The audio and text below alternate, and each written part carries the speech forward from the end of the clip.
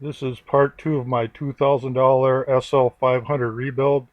Since it crashed to a telephone pole guy wire, I photoshopped one onto one for example. June 2013, it sold with 95,000 miles.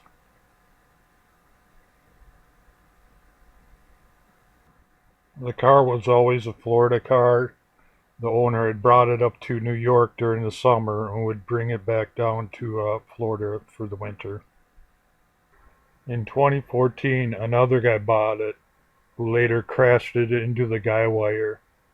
He then drove it 2 miles home and stored it in a garage for 2 years.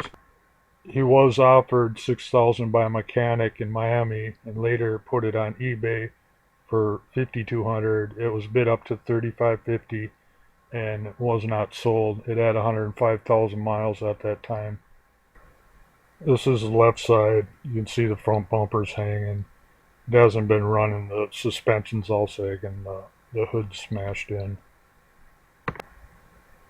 The right side, bumpers hanging, flat tire, hood smashed in. No other damage. Here's a crappy picture where the cable cut into the front of the car. I couldn't find a better picture of it anywhere. Another crappy picture. This shows the most damage. It looks bad, but it really isn't that bad. It's mainly sheet metal and the bumper being. This is a picture I got from the guy paid $2,000 for it from Facebook. It was also stored in a garage. He lived in HOA community and he didn't have room for other projects he was working on. He started disassembling it, and here it shows the old radiator in it that's bent.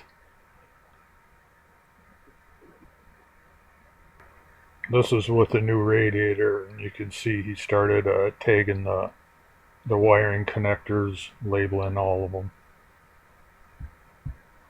This is the front bumper bracket. It's bent over about 1.5 inches at the end, and the frame rails are actually straight.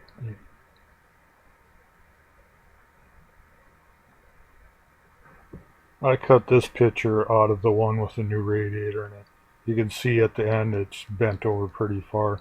Once again, the frame rail's straight, which makes my life a lot easier. You can see where he's labeling the electrical connectors. He bagged up all the bolts, labeled them, and all the parts were in big bins. These have the inner part of the bumper cover, and there is a different set which were for the wrong car. But I had set this up the day I got it home to see what it looked. This was the same day I got it home. You can see the carb cleaner cans right there I was using to drive it around until the fuel pump started working on its own again. It's the other side with the wrong inner part of the bumper cover.